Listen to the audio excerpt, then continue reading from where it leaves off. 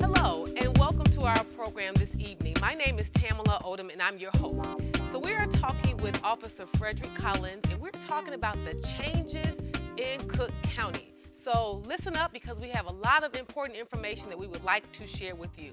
Welcome to the broadcast. Thank you for having me this evening.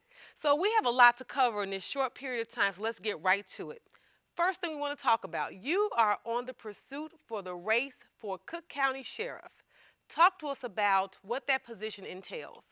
Well, the position of Cook County Sheriff entails being the number one top rated law enforcement official over all of Cook County. The Cook County Sheriff is responsible for the public safety of every last resident in Cook County, which includes Chicago and the suburbs. So, what suburbs would that cover? Well, that would cover all of Cook County, whether you'd be south in Calumet or you'd be west in Oak Park, Bolingbrook. All of that is included in Cook County. So, I know when I think of the sheriff, I think of someone, of course, who's in charge of the jails. But I'm sure this position entails quite much more than that. So, talk to us about what would be under your jurisdiction. Well, the jail is also under the sheriff's jurisdiction, but all of Cook County, as I've just said, that would include Chicago and the suburbs, all the municipalities that you can think of in So, the the suburbs. courts. That's right. And what the sheriff's main responsibility is public safety. And it's just not the jail. The jail is one component. The courtrooms are one component. But the streets and the neighborhoods and the communities are the sheriff's main responsibility. Now, you don't hear that message a lot. You talk about safety in the streets and the community and policing those areas. If you are elected, I'm sure you would say when you are elected, Cook County Exactly. Sheriff, what would you do to clean up the streets of Cook County? Well, the sheriff's role has changed since the old days. In the old days, we're not in Mayberry anymore. And the sheriff rode around without a gun and his deputy had one bullet in his. Well, those days are long gone. The sheriff has taken on a new role. Law enforcement has changed in the fact that law enforcement for years, for a great number of years, was responding to crime after it had already happened. In today's technology and in today's new society, the sheriff has to be proactive. That's the difference. With me as sheriff, you'll see more proactive in preventing crime. Nowadays when a doctor prescribes something to you or tells you about your diet, it is in preventing an illness from getting to you. The sheriff we have in power now does not do that. And he has been absent from the community. There's no relationship and low morale within the department itself. When I become sheriff, I want to make sure that we have a community that has a relationship with the sheriff's office. I want to make sure that we utilize the resources that are available to us. One of the things I talk about doing is eliminating boot camp and instead utilizing the resources in the community, such as non-for-profit, faith-based organizations, schools, businesses, to build a relationship. So not only do we train our inmates and our youth, but also we counsel them and put them on the pathway to coming back into the community with a better mind frame and a work ethic. Which is extremely important because we talk about the issues where it's a revolving door when it comes to the penal system, where someone is released, an inmate is released back into their communities, and because they don't know how to fend for themselves, they end up right back in the system. So, of course, that is extremely important. Now, you mentioned, Mr. Collins, that you would try to work on some preventative measures when it comes to safety of our communities. But I'm sure you would agree that in the current state of Cook County, it's almost as if you have heard this analogy where you have water that's spurting out and then just so many holes that keep just coming up. So we talk about preventative measures, which is extremely important, but we have to also figure out a way to be reactive because we have to understand, of course, that Cook County is in trouble when we talk about safety. So before we get to preventative measures, what are some things that you would do in the here and the now to work on the current crime rate in Cook County? Well, the first thing I would do, the number one thing I would do is, once again, you need to build a relationship with the community. The sheriff office doesn't have that relationship with the community. Number two is you would put together a strategic plan in which to work with the Chicago Police Department and CMS, which is Central Management Services, to work with their police agencies. Another thing is I would hold monthly meetings with the municipalities, the suburban municipalities, in which to find out what their departments need and what the crime importance is in their communities. We've got to remember one thing, though. The sheriff that we have now, and in the past, the sheriff's office has always been reactive, not proactive. Crime doesn't start in the jail. It starts on the streets. Sure. So it's going to take someone with crime fighting experience on the streets and being proactive to really lower crime. And that's the strategy that I want to use as sheriff. But not only that, but knowing what vital resources you have and what resources you will need in the future and how to delegate that. Because the sheriff not only has to be a trained police officer, but he must also know how to administrate. But the main focus of policing is just what the word says, policing. So what would you say would be your major concern or issue with boot camps? Because you say that you would use more so the resources within the community opposed to using boot camps. What are some things that you feel are a concern by the way the boot camps are currently ran? Well, first of all, we have to take a look at what happens in those boot camps. Are there any skills? Is there any education going on in those boot camps? And we know that they don't work because our children get out and end up right back in like a revolving door. So we're not really addressing the underlying issue of what the real problem is. And that's going to take counseling, education. And what I would like to do is take those boot camps and also in training our children and finding out what skills, what life talents that they have. Get them involved in things such as classes when it comes to reading, mathematics, and science, learning computer technology, things that can steer them in the right way and to getting a job that will be life-sustaining for them as youth as well as adults. And what you want to do is you want to have something that also holds their interest. To me, the boot camps just don't work. You know, this is a new era, and we're going to have to address the issues in a new way. And that's, I think, is extremely important, the skills, because you have quite a few of those folks who are inmates in our Cook County penal system who are illiterate. We understand that. They don't have education. They have not graduated from high school, college, or beyond.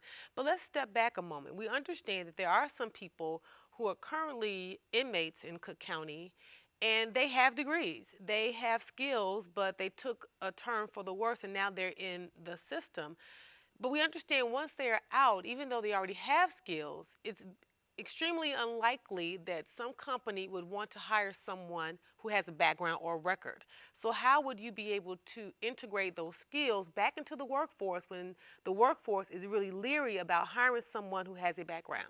Well, like I said, in the new age, the sheriff has to be a strong advocate for the community and has to also take a look at preventive measures of making sure that we lower crime and as well stop crime. One of the things I want to do is not only teach them a skill or find out what talents they have, but also link them to a job. I wrote a plan called Safe Steps Back Home. And what Safe Steps Back Home does is it utilizes the various resources that we already have in the community. And what I mean by that is we deal with non-for-profit organizations that help a inmate to get their GED or a child to finish high school and teach them classes while they're locked up. But not only that, but to also address the underlying issues of what's going on inside their mind and in their heart, and to get them to think about the repercussions of their actions in a way that they see what effect it not only has on them, but others around them. And also doing that, we give them some self-respect and some self-worth by teaching them a skill. And not only teaching them a skill, but actually linking them with a business from the community so that when they get out, they actually have a job to go to. They also have a mentoring program to enroll in so that every step of the way, safe steps back home, there's somebody beside them to help guide them. Now, when you talk about your plan, Safe Steps Back Home, do you some kind of way integrate the family into that program? Because you can provide this person with the skills, you can provide them with a job, you can have them set up with a nonprofit organization that's there as their support, but the family goes through that time frame, even though they're behind bars and the family is free. They go through that time with that person, but it may be extremely difficult for them to welcome that person back home. Well, that's all part of Safe Steps Back Home. And that's what I mean by, community groups, faith-based organizations, but also the family. So all of that fits into Safe Steps Back Home. What I found out is that we're not utilizing what's there already. And we don't want them to lose that connection with family. As a matter of fact, we feel family would be instrumental in getting them to do a thought process of what they've done and how they can correct it. You have to remember, those who come into Cook County Jail, not everybody locked up is guilty. There are some innocent people in jail. And unfortunately, in our system, they have to go through a process of proving that innocent. But as we've seen here in Illinois and in Cook County, we have had people who've been locked up who were totally innocent. What I want to do is provide a service that not only protects the community, but also treats the inmates like human beings, to get them to act like human beings and think about their thought process. Now, for those who are hardened criminals, trust me, our bars will be solid. Okay. Well, that's important to know. I must say that.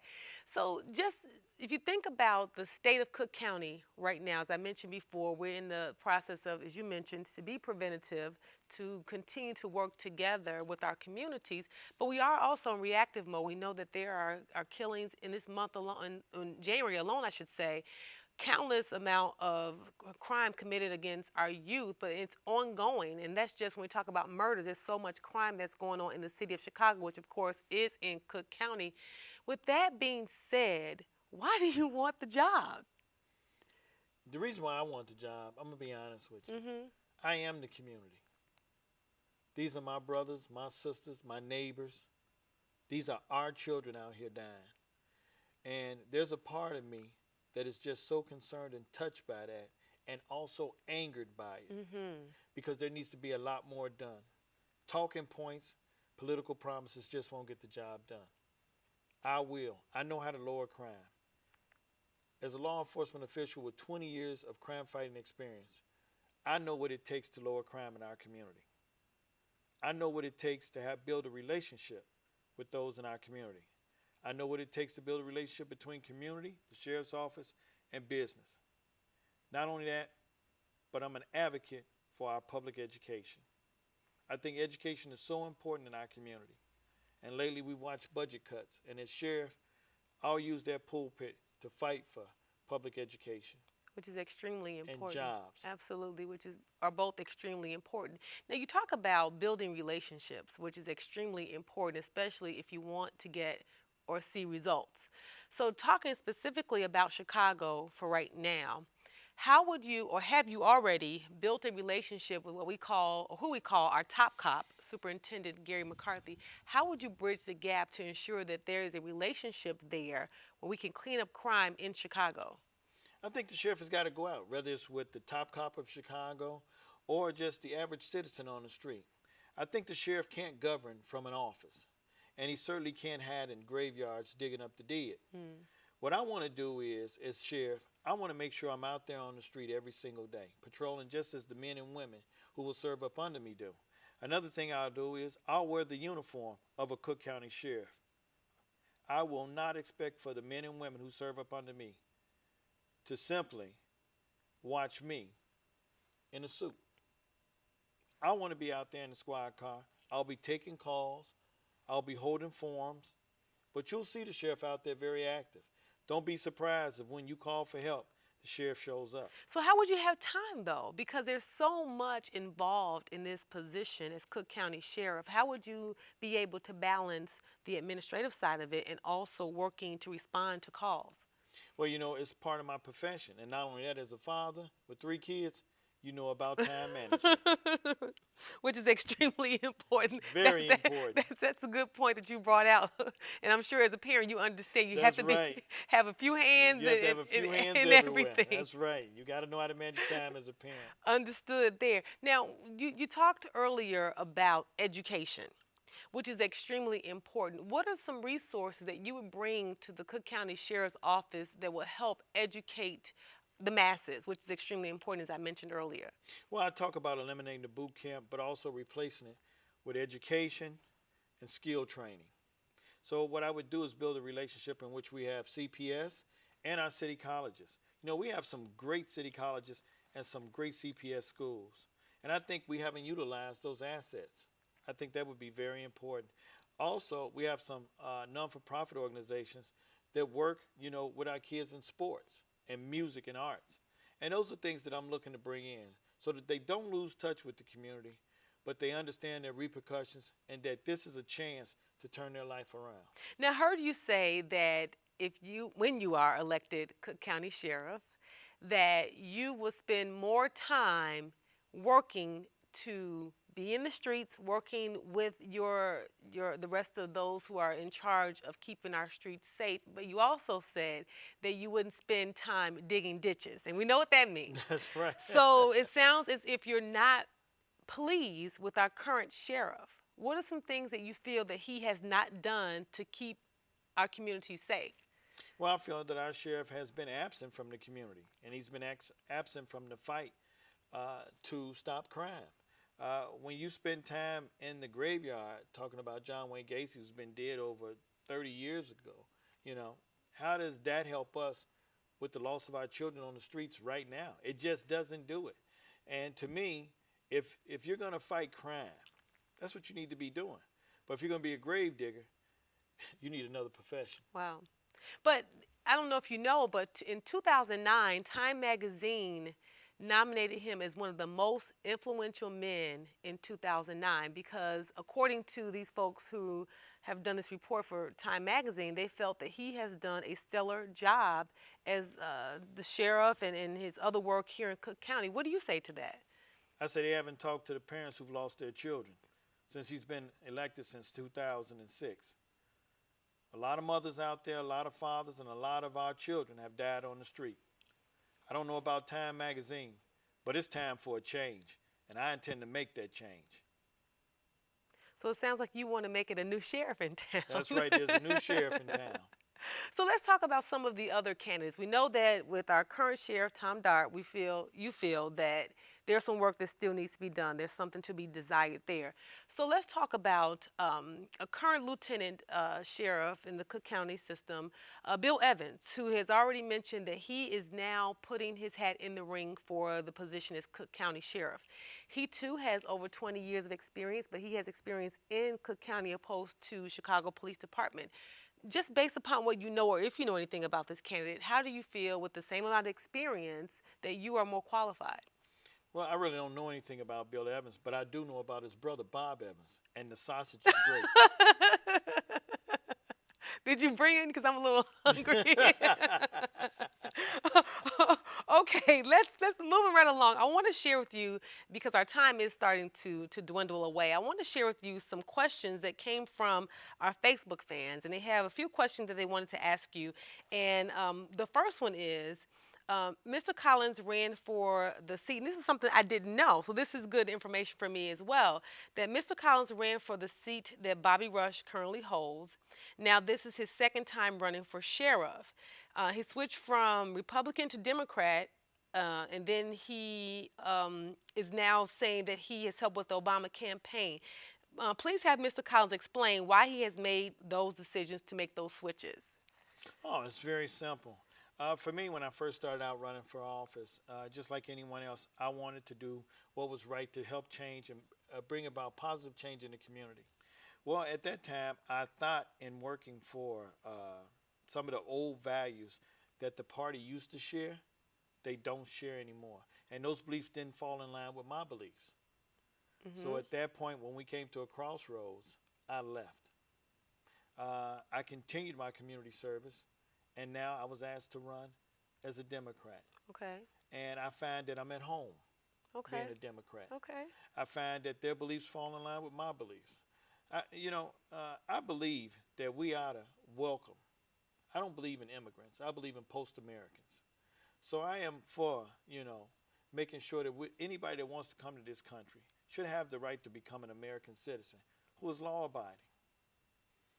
Another thing is, I believe that regardless of your sexual orientation, you ought to have the right, guaranteed by the 14th Amendment and under our Constitution, to equal protection under the law, whether you're gay, straight, or whatever. Those are not things and values that fell in line with the Republican Party, and those are not my values. My values are that we are all God's children, and we ought to respect each other as so. So that explains the switch from Republican to a Democrat. So let's talk about, as our question says here, that you once ran for Congress and you ran to oppose Bobby Rush. What was your rationale behind running for that position?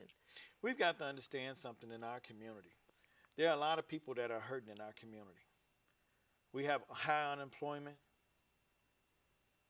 foreclosures, high crime, and we have those who have been in office for a long time. And people want to see an effective change. And so I'm about that effective change. And if I can speak out and I can stand up for our community, I'm in it for the fight every time. Every time. I'm in it for the fight to make things better. So you felt if you could quite possibly get into politics as a congressman, that would be your way of making change? Is that your rationale? Well, when you think about the governing body that decides where the money comes from the federal government, it is in Congress. Okay. And so there are a lot of things that we need, a lot of valuable resources that we need. Mm-hmm. And a lot of people feel that way. So I was advocating, as I feel and others feel, that we need more resources from our federal government. We send them to do a job, and they need to come back and do that job. Which makes sense. Okay, we have another question for you. So this question is, the current budget is over $4 million, and the Cook County Sheriff would have to manage a little over 6,000 employees. Do you have any leadership ability managing such a large budget and working with so many employees? I most certainly do. I serve as currently right now a Chicago police officer, and there's 13,000 of us. And there is a program in place and a strategy in place in which every link in the chain has to be strong. And there are times when I've had to manage and get out and do whatever the plan was or the strategy was to make sure that it reflected on the whole department. When we get into talking about managing and what you need to do, we understand that if you can manage on a large scale as well as a small scale. It is the technique and the strategy in which you plan for that guarantees the success. Am I good at being strategic? I most certainly am. Do I know what it is to manage?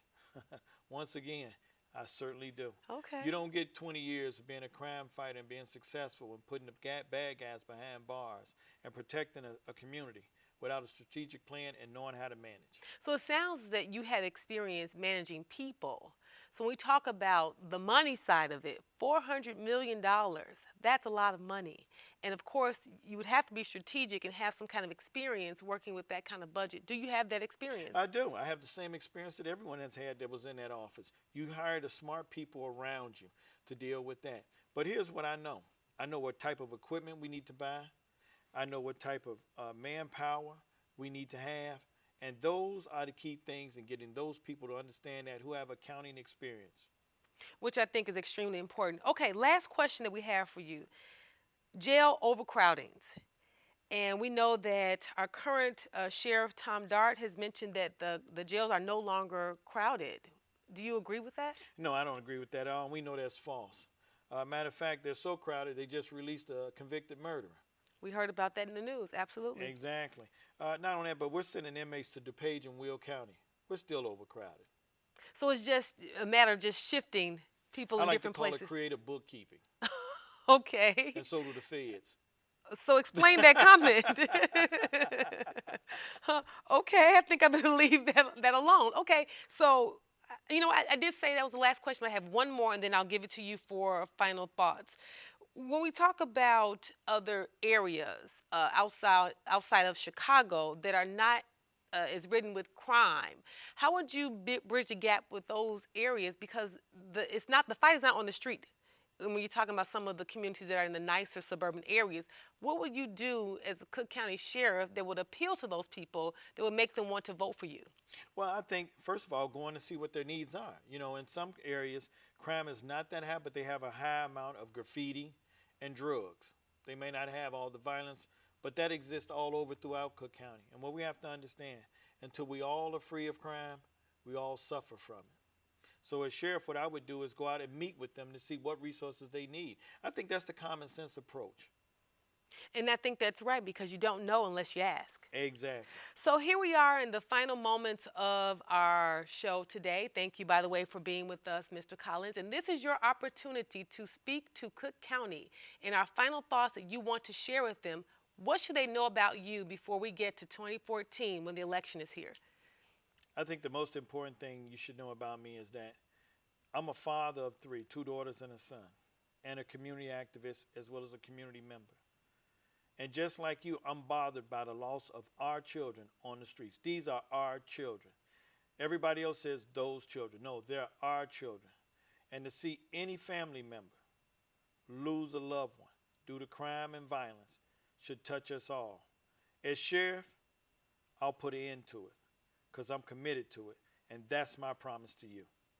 Well, we thank you for being with us, Mr. Collins, and we wish you well in 2014. Thank you so much. We're hoping for the best for you. And I would say, and I want to know if you agree with this, I'll say it on air here, I wonder if we could have the other candidates who are interested, maybe we can have a forum. We can talk about this. I'm sure there's some issues that you want to share with them being here. So let's make sure if you're watching, you can call us and see if you'd be interested in this. So before we go off air, we want to give you an opportunity, Mr. Collins, to share your information with those folks in Cook County. If they want to volunteer, if they want to ask you more questions, how can they reach you? You can reach me at wearecookcounty2014.com. And you can also call 312-515-6135. So before we go, what are some resources that you need? What do you need people to do to help you become the first African-American sheriff in Cook County? What are some things that you need? If they're calling this phone number, what do you need from the people? I need the people to become involved. Once again, call that number at 312-515-6135. wearecookcounty2014.com. Join the fight. Now, you know what? I thought about something because I heard you say before that you're out in the streets. So I'm sure there's some communities that you're going to be talking to relatively soon. So talk to us about where you're going to be and how can they meet you. Look for me all over Cook County. That's pretty broad. Okay, so when they say you're going to be someplace really close to them real soon. That's right. Is that fair to say? That's right. Whether it be the grocery store or your neighborhood. Okay, thank you very much for being here with us. And we are talking about change in Cook County. So I'm sure that you have been informed by this broadcast with Mr. Fred Collins, who is an officer with Chicago Police Department. And I'm sure that you understand that a change in Cook County is certainly needed. So thank you for tuning in to this broadcast. We hope that it was informative. And we'll see you soon, Chicago, or Cook County, I should say. Thank you.